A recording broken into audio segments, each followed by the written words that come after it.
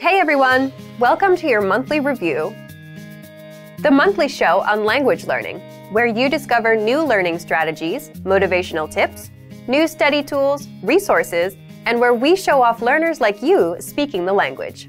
That is, if you're brave enough to participate and become language learning famous. All the materials mentioned in this video are available for you right now on our website. Click the link in the description to sign up for your free lifetime account and start speaking in minutes. Okay, today's topic is why your worst days are the best days to study. So, have you ever had a day where you planned on learning language and you just couldn't go through with it? Even if learning a new language is your personal goal, something that you really want? Well, today you're going to learn 1. Why these bad days happen, and 2. Why you'll get your best work done on your worst days. Let's start. Why bad days happen with language learning. When I say bad days, I don't mean when you're too busy or when life gets in the way. These things are unavoidable. I mean days when you're just not in the mood. It's a perfectly good day. The sun is shining. No bad news. But you just can't get yourself to study. You're just wasting the day. So, here's why they happen. First, it's the law of diminishing returns in action. What does this mean? Think of it as eating pizza every day for 5 days a week. On the first day, the first 2 slices are great, but by the third one, you're feeling queasy. It's not as good. And by the 5th day, you're sick of pizza. That's the law of diminishing returns, when the benefits start decreasing over time. And it happens with language learning. When you first start, you learn a lot of phrases and it feels good. You're excited.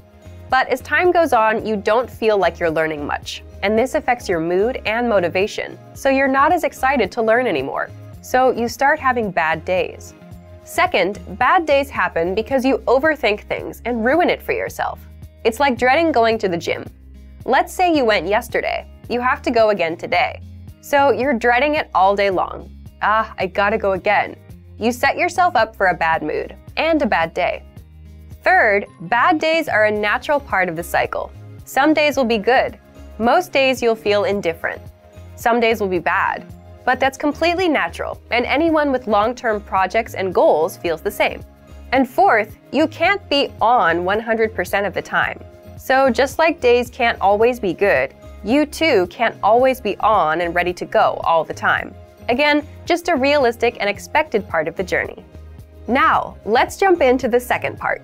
Why you'll get your best work done on your worst days. So, why will you get your best work done? First, it's not that bad once you start. Once you've spent 10 or 15 minutes learning a language, it's not so bad.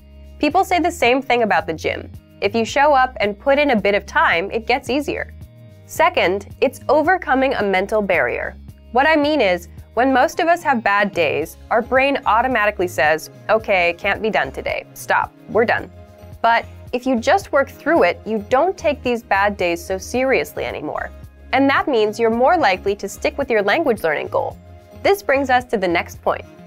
Third, it's your best work because working on a bad day only strengthens your habit of language learning. Remember, habits are what will help you master a language over time. If you can stick to a habit on a bad day, your habit only gets stronger, and it will lead you to fluency. And finally, fourth, it just feels good to overcome something. Imagine you have a bad day, but you still put in 10 minutes of language learning. It's a real sense of achievement. And it doesn't matter if you do a 10-minute lesson or a 5-minute lesson. The fact that you made some progress on a bad day will give you the motivation you need to keep going. Now, speaking of lessons,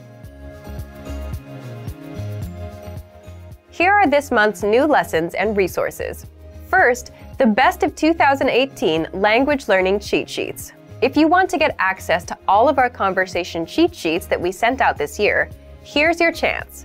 Download this PDF bundle right now. Next, the brand new Supermarket Cheat Sheet. With this cheat sheet, you'll learn must-know shopping phrases and vocab for meats, vegetables, and all products that you'll find in a supermarket. And finally, the most common adjectives. If you're a beginner and don't yet know these adjectives, then this is a perfect chance to boost your vocabulary. This 1-minute lesson will get them stuck in your head, guaranteed. To get these free lessons and resources, just click the link in the description below. All right, everyone. Now we're asking you to submit a video or audio file of yourself speaking the language. If you do, you'll win 3 free months of access to our learning program, which includes your very own teacher. Here's the challenge for you. Yes, everyone watching this. Record a 30-second to 1-minute video or audio clip. Introduce yourself in the language. Share your name, where you're from, and why you're studying this language. And you'll win a 3-month Premium Plus subscription. To submit, click on the link in the description. Sign up for your free lifetime account. Then, fill out the form. Attach the audio or video file, and press submit. We may feature you in next month's episode, so a lot of learners will see you and your progress, and will hopefully get inspired to improve and master the language. To submit a recording, click the link in the description and follow the instructions on the page. So thank you for watching this episode of Monthly Review. Next time, we'll talk about how to set achievable language learning goals and resolutions. In the meantime, submit your recording if you're brave. Like and share this video, and leave a comment to tell us what language learning tactics you'd like us to talk about. See you next time. Bye!